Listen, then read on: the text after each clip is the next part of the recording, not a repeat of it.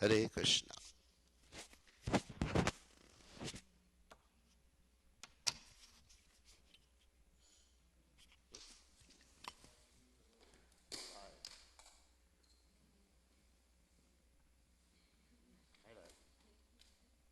There were like 140 people watching Manga Lecture.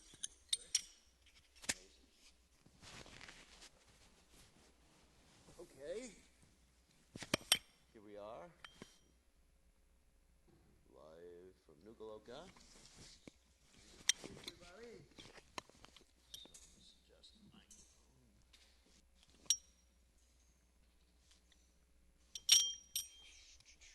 And this microphone.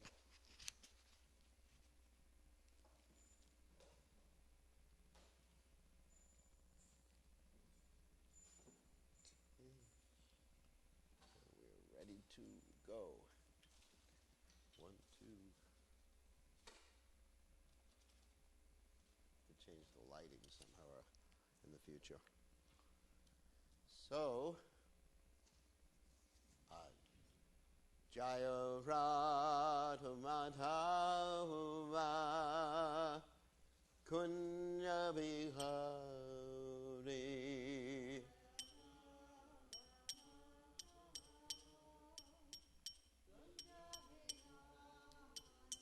Jaya Radha Madhava Kunya Bihari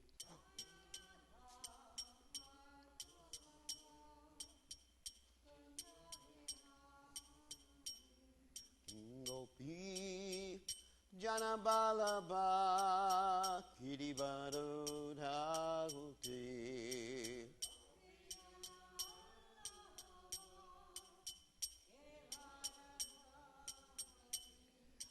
Gopi Janabalaba Kiribaro Dhahuti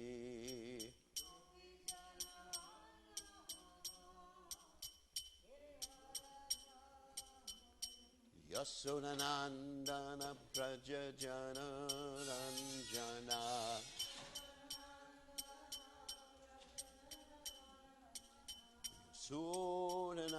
Yasodhanandana Prajajana Ranjana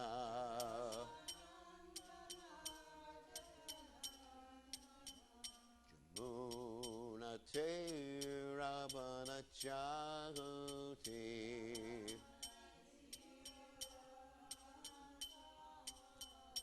Yamuna Te Ravana Chahuti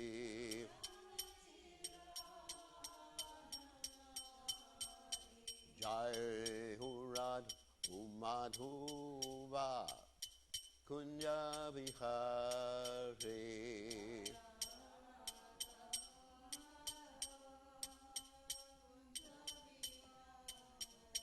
Jai Hurad Umadhuva Kunya Bihari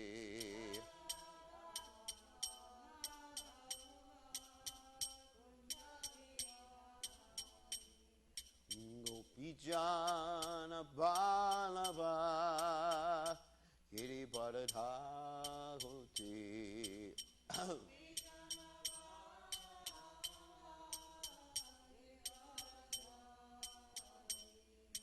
Gopijana Balava Giribharadhahuti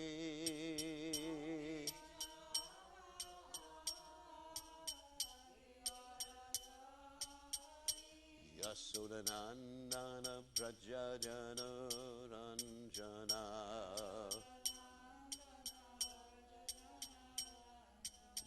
Yasodhanandana Prajajana Ranjana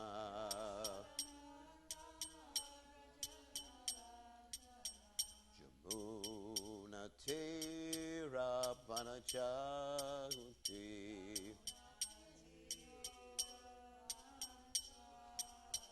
Yamuna Te Ravana Chahuti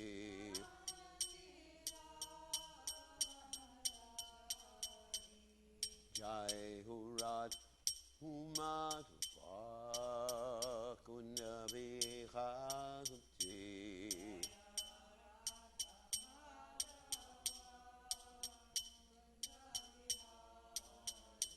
Joyu Radhu Madhova Kunya Vihati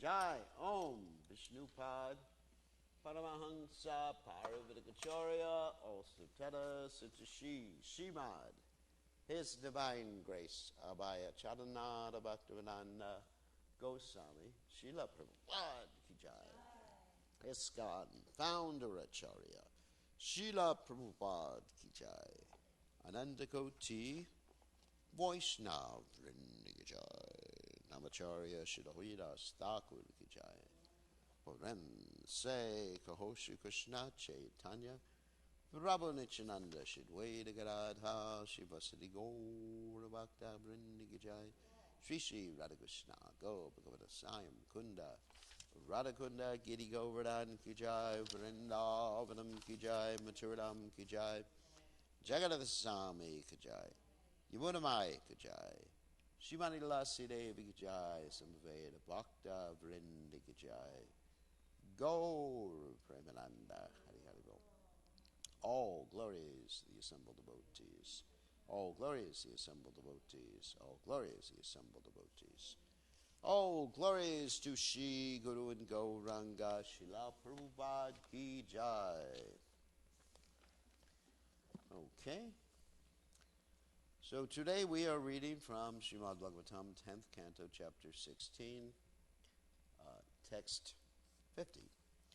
Om Namo Bhagavate Vasudevaya. Om Namo Bhagavate Vasudevaya.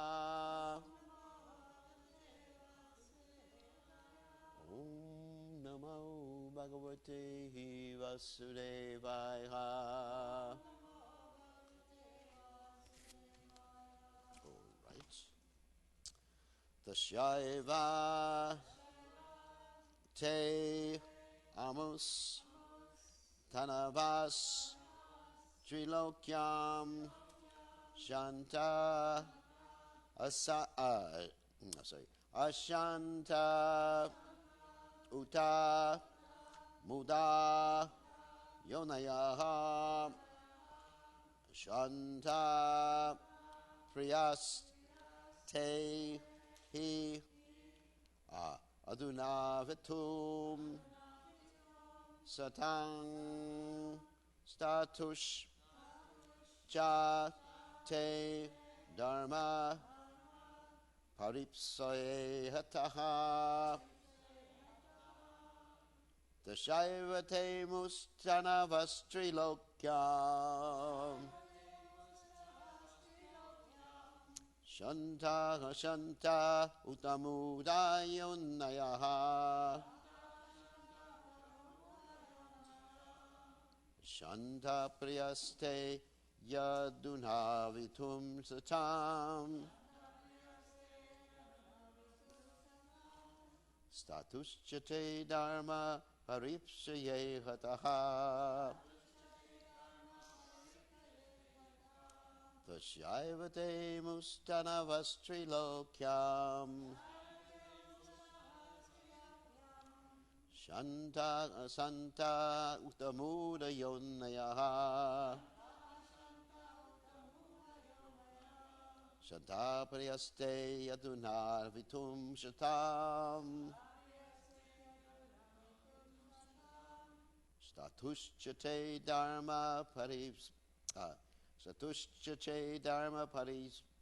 paripsaya hataha asaye tasyaiva te mustanavastrilokyam shanta shanta utamudayonayaha shanta priyaste yadunavitum satam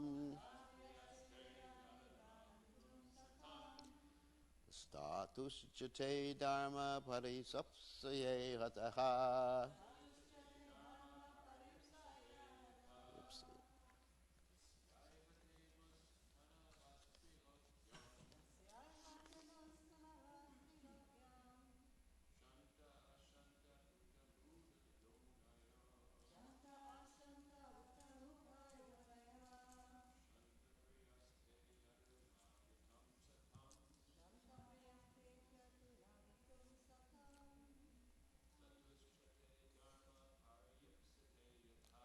Satushchate dharma pariyapsate bhara.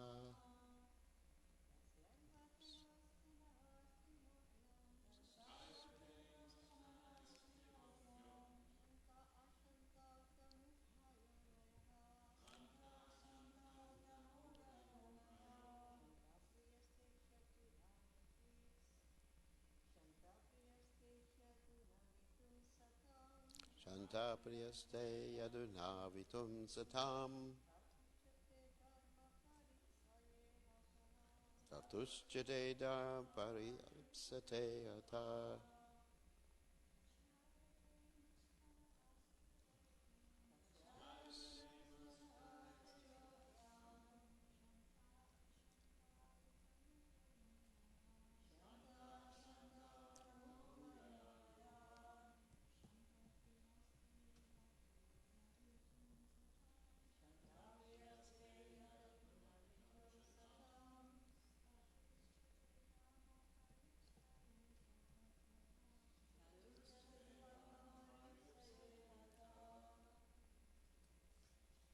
Alrighty. Tasya, of him. Eva, indeed. Te, of you. Amu, these. Tanavaha, material bodies. Trilokyam, throughout the three worlds. Shantaha, peaceful in the mode of goodness. Ashantaha, not peaceful in the mode of passion. Uta, and also Mudayonayaha, born in ignorant species. Shantaha, the peaceful persons in the mode of goodness. Priyaha, dear. Te, to you. He, certainly. Aduna, now. Avitum, to protect. Satam, of the saintly devotees. Statuhu, who are present. Cha, and te, of you. Dharma, their principles of religion. Paripsaya, with a desire of maintaining. Ihataha, who is acting. So translation, therefore all material bodies throughout the three worlds, those who are peaceful in the mode of goodness, those that are agitated in the mode of passion, and those that are foolish in the mode of ignorance, all are your creations. Still, those living entities whose bodies are in the mode of goodness are especially dear to you. And it is to maintain them and protect their religious principles that you are now present on the earth. So again.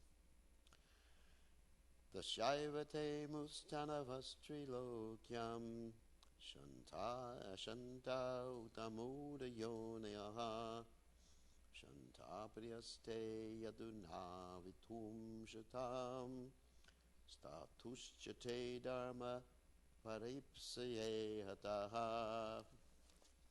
So, Om Gana, Timidanda Shah Garanjana Shalakya Chakshu Unmiritam Yena Tasmai Shri Gurave Namaha. So, here we're hearing described the different types of bodies that living entities get, and the bodies are associated with different modes of nature: goodness, passion, and ignorance. And even amongst human beings, of course, there are 400,000 species of human beings. Of course, there's 8,400,000 species total.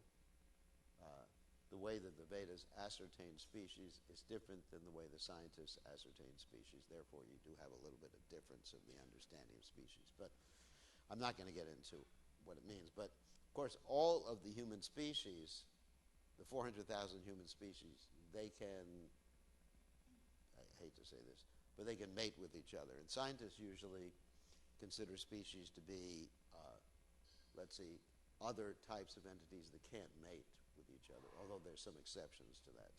So in other words, the Vedas have different and a different understanding of what the word species means. It's just nomenclature. It's not that important to deal with.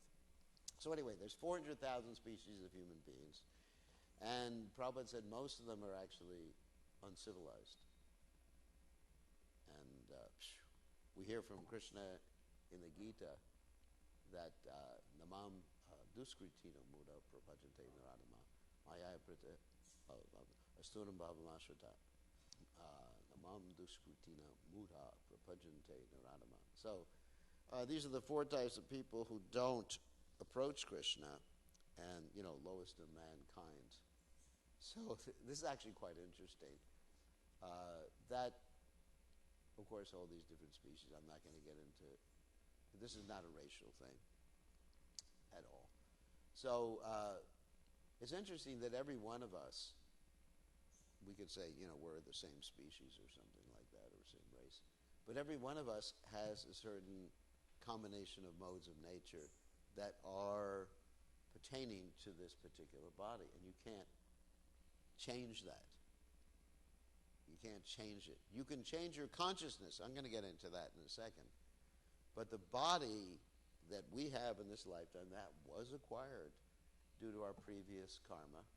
In one sense, you could say, the body is the evidence of the parabdha karma or the parabdha karma. Although we've also stated previously that in one chance, the holy name, all the parabdha karma is gone, but it's at least the evidence of your previous parabdha karma. That's why it says, Bhaktivinoda Thakur says that one shouldn't criticize someone for his past sinful activities or for some accidental deviation, because the accidental deviation may occur due to the nature of the body. So I'm not saying, the body made me do it. That's a good excuse. Or the devil made me do it. Yeah. Where? People, where? My question is it Mayapur TV or is it my... Okay. So, I can't make it much louder without getting feedback here. So, well, then you get feedback. You can try. Turn it up a little bit, but otherwise you're going to start to get... The output. Yeah, turn the output, not the volume in the temple room. Okay. Okay? Is it up? Okay. And anyone who can't hear, for some reason, they can go to Facebook, my Facebook page, and the volume is up on that. It's really high on that, so I know because I set the volume myself. So, actually, it's a little loud for me right now. Is it? Yeah. I'm just hearing the echo of my voice in the temple room. So if you can just turn up the volume to the computer rather than the volume to the speakers. So, anyway, Hare Krishna. Okay. So, getting back to the point. So each and every one of us has a certain combination of modes in our body. And I'm going to refer to the Bhagavad Gita. And these modes affect the way we think, the type of faith we have. And I've done a whole study on the modes of nature in the Bhagavad Gita, which is really interesting, and we're putting together a whole PowerPoint of that study right now, but I'm just going to deal with a few of them. Of course, the first one we're going to talk about, this is not Bhagavad Gita, this is the Bhagavad Gita. First one we're going to talk about is the Varnashram system, which is an obvious reference. And then you have in the fourth chapter of the Bhagavad Gita, you have this famous verse, text 13. And the verse is, of course, Chaturvarnamaya Shishtam, Gunakarma Vibhagashaha Tasya Kartaram Apimam Vijakartaram Aviyam. It says, according to the three modes of material nature and the work associated with them, the four divisions of human society are created by me. And although I am the creator of this system, you should know that I am yet the non-doer, being unchangeable. So, in other words, this Varnashram system, as Prabhupada said, is a very important concept to understand, because everywhere in society you have a division according to labor, although if that's not recognized, then you have the wrong people in the wrong situation. For example, in World War II, not World War II, the Vietnam War, you had people who were drafted into the Army or the Marines or whatever, who were not actually qualified to be soldiers. And they ended up, many of them ended up just like smoking marijuana, shooting heroin in the trenches, and then eventually some of them, what is it called, fragging? They frag their officers. Is that the word? Yeah, frag. But I think fragging is the word they used. They frag their officers.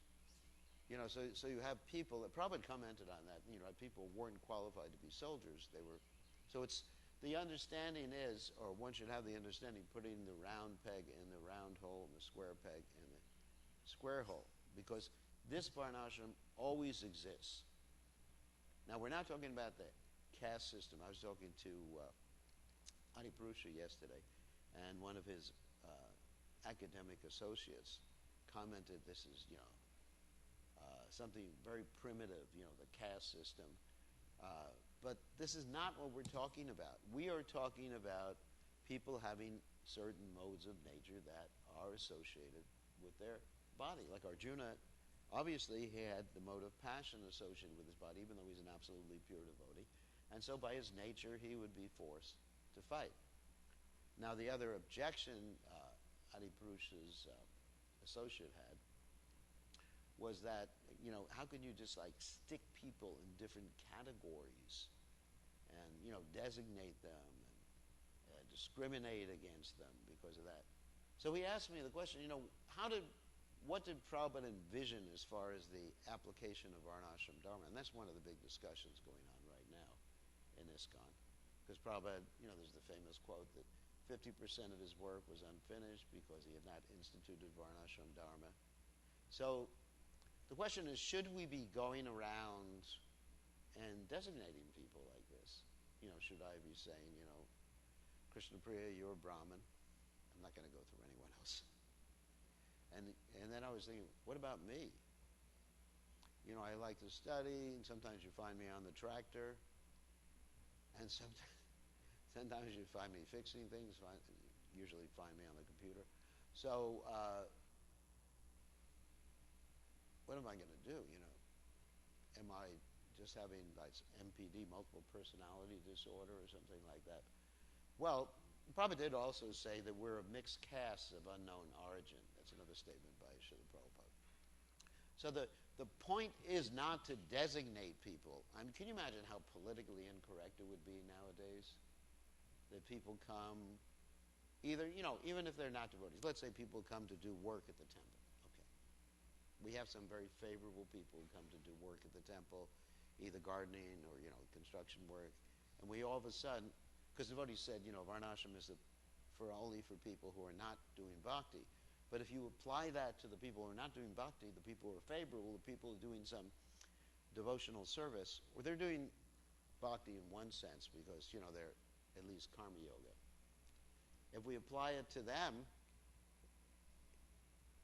it'll be so politically incorrect that people will leave and not serve anymore. We just say, oh, you're doing some construction here. Okay, you're Shudra.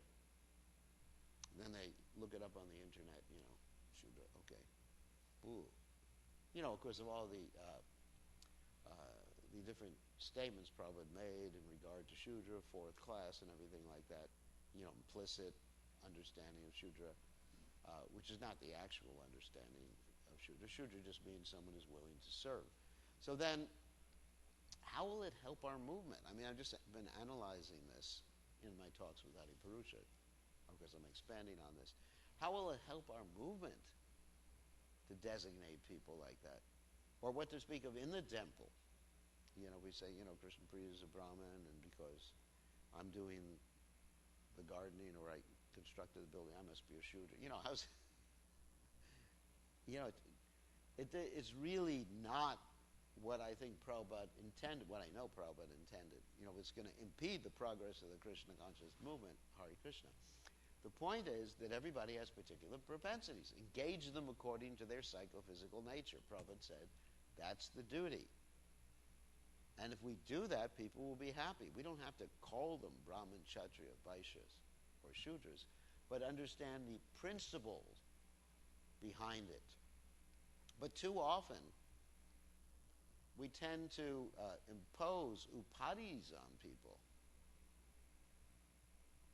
And these really disconnect people, because we're supposed to be sarvupadi vinir muktam tat parotvaina nirmilam rishikena rishikesha sevanam bhakti uchate.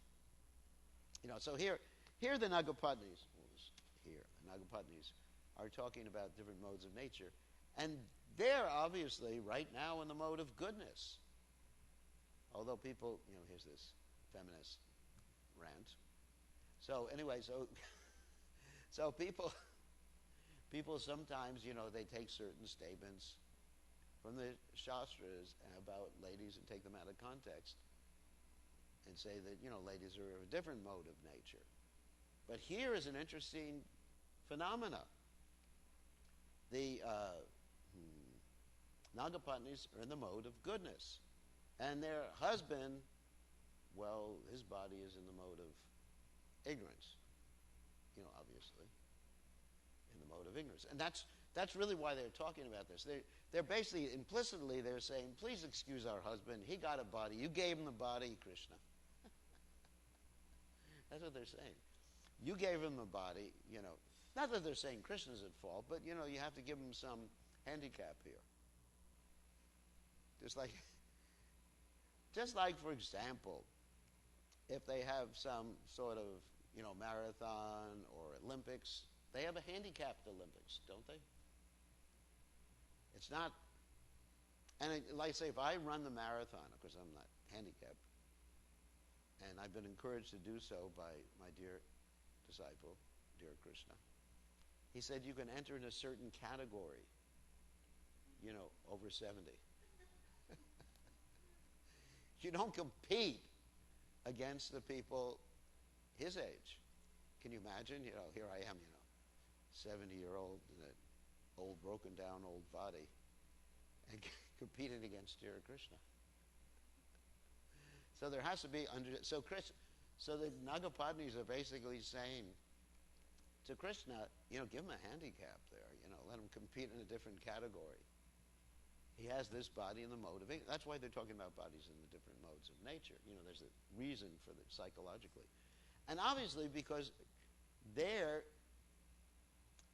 consciousness is in the mode of goodness now.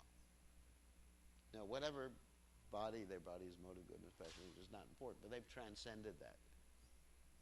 So here you see the ladies infinitely more intelligent than those in the mode of ignorance.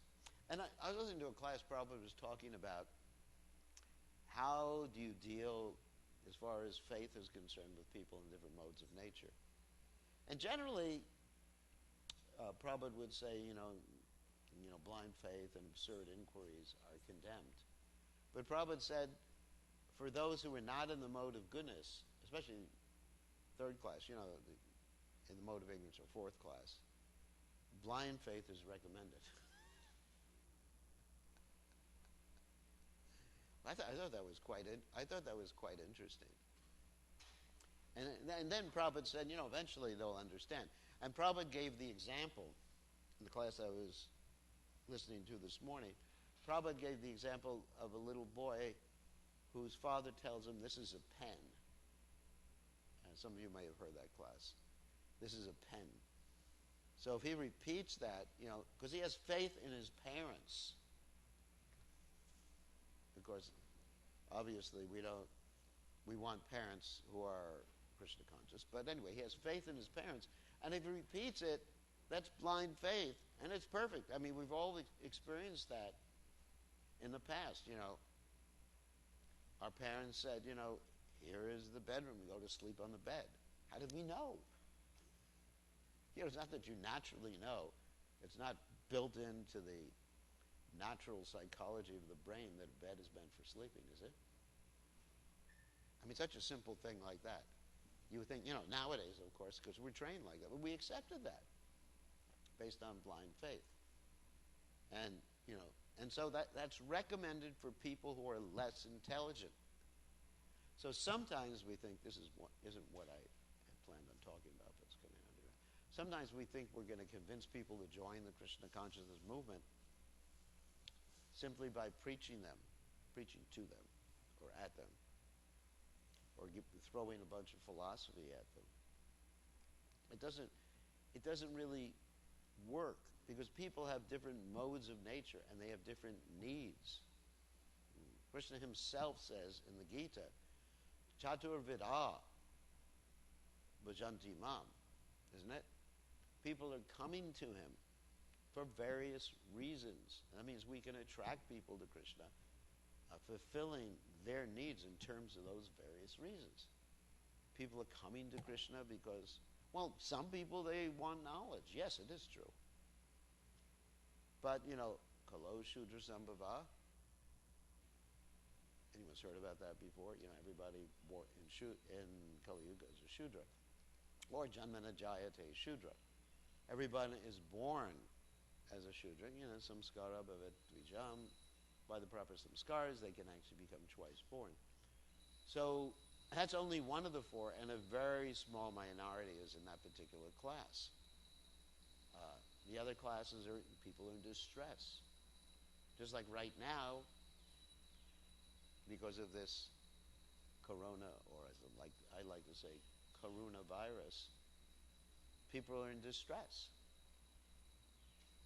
Of course, there's a lot of people who are followers of particular people who are angry, but that's a different... I think the majority of people are in distress and anxiety. I see some of you wearing masks in class. That means distress, anxiety. Following the rules. Okay, good. That's your sadhana. Your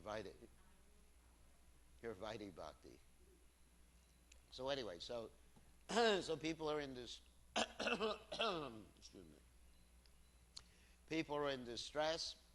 People are inquisitive, right? Or people want some material opulence. That's a big thing. People come to God and they want some material opulence. I mean, that's why we have so many people interested in these things like Satya Narayan Katha and other different ceremonies in which people want things from God. And we mentioned yesterday, that's taking God as the Father. It's not a very intimate relationship. You're thinking God is meant to relieve your anxieties. But in the higher stage, we're thinking that we are meant to relieve God's anxieties. Prabhupada actually said that we should think that Krishna is anxious for the plight of the conditioned souls, and the spiritual master is anxious, so we should be enthusiastic to relieve the anxieties of Krishna and the spiritual master. Anyway, so this is, part of preaching strategy. And you engage people in Krishna consciousness according to their psychophysical nature and according to their needs and according to where they sit on that Chaturvidha Bhajanti Mam, approaching Krishna from different platforms. So being aware in Varnashram means that we apply it in dealing with people, not that we necessarily have to be ritualistic about Varnashram. And then, of course, later on in the Gita, which we're going to read right now, are some of the qualities by which we can recognize, some of the manifestations of qualities by which we can recognize whether someone is a Brahmin, Kshatriya, Vaishya, Shudra. We can keep these designations in mind. That is true, but we shouldn't be applying them to people because it's It's very discouraging to hear that you're just a Shudra, or even hear you're a Vaishya. I mean, here I'm a Brahmin is pretty good, or a Kshatriya. Yeah, I might accept that one. So, anyway, so we'll read these verses from the Bhagavad Gita, although you've heard them before. First thing is the 41 in the 18th chapter. And interesting thing about these modes of nature, which is, came out of my analysis, is that there's over 100 verses dealing with the modes of nature in the Bhagavad Gita. I mean, it's quite interesting.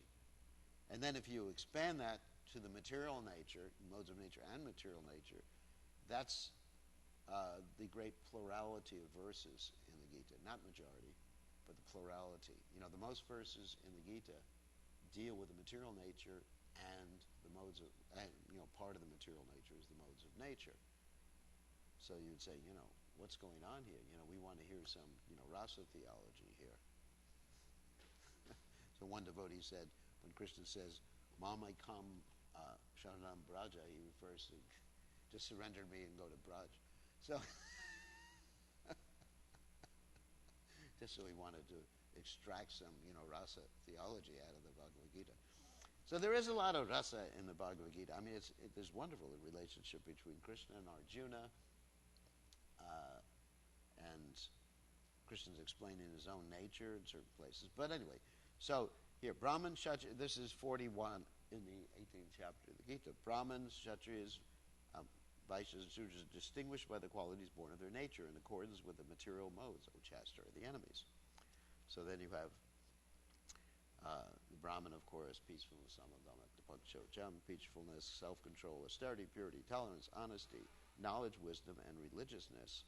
These are natural qualities by which Brahmins work. So we can observe people. Is this their predominant nature to engage them and attract them in Krishna consciousness? You know, study, like Adipurusha likes to study. And he's like definitely a Brahmin by nature. So we engage, we send him to Cambridge. It's interesting. When Prabhupada was asked whether I should go to Cambridge, not to Cambridge, back to the university, Prabhupada said no. We asked Prabhupada, should I continue my education and get a PhD in science? And Prabhupada said, no, what is the use? Let him just... You know, so Prabhupada, somehow or other, he knew. I mean, even though, you know, I didn't have that much, like, personal association with Prabhupada. Prabhupada knew my nature. And he said, you know, what is the use? Even though, you know, the whole idea was to work for the Bhaktivedanta Institute, not just a Maya thing, you know, so I could become a big PhD piled higher and deeper. Prabhupada said no. Just let him serve the temple. And I was disappointed. I said, you know, whatever. You know, I want to be a big PhD. But Prabhupada nixed that really quickly. So anyway, so the next text, text 43, is the Kshatriya. Heroism, power, determination, resourcefulness, courage in battle, generosity, and leadership are the natural qualities of work for the Kshatriyas. So we have people like that too. But we don't designate them as Kshatriyas. Neither the Vaishnavas nor those coming to the movement.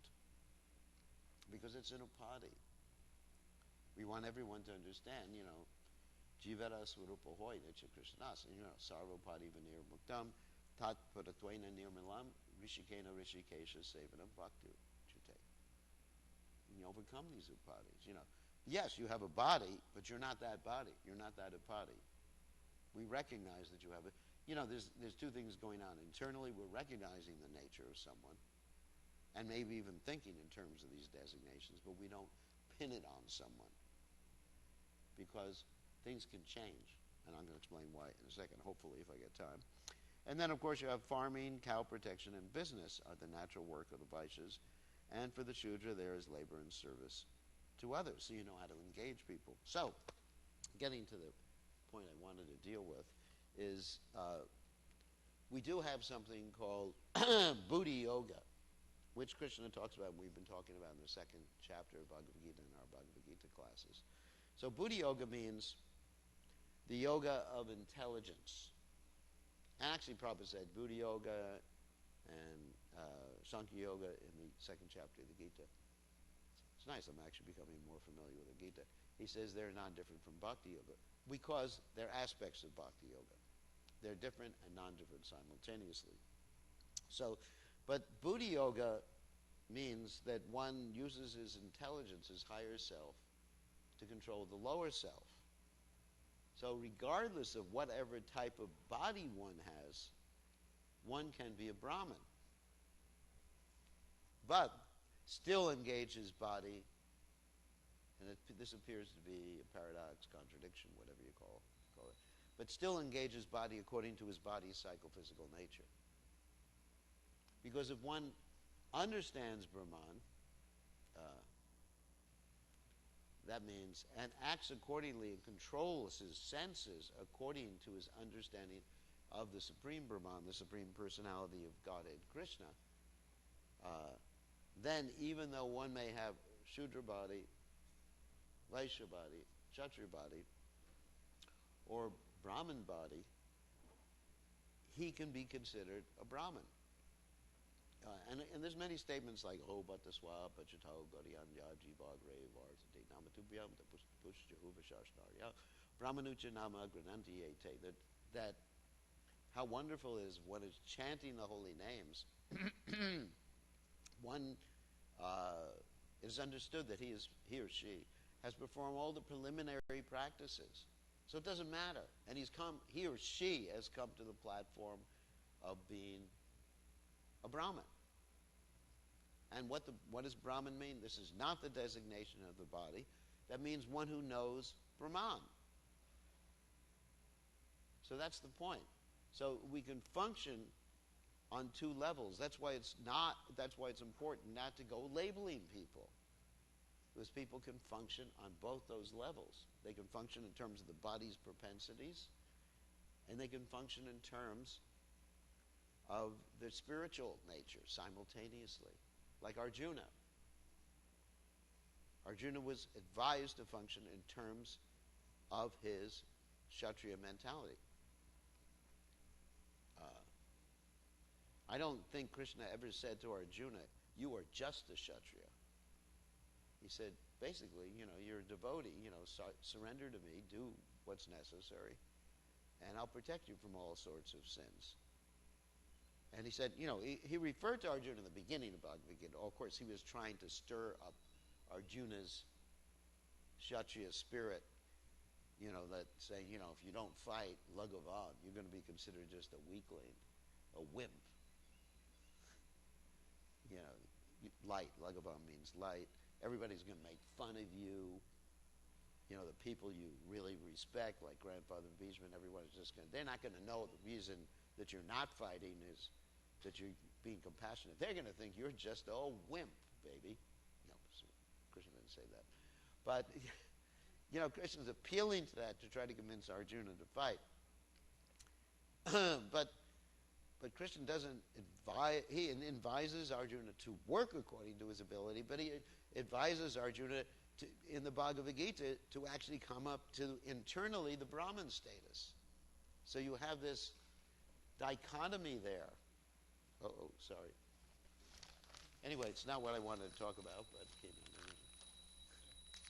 out. All glories to His divine grace, Srila Prabhupada, Ki Jai.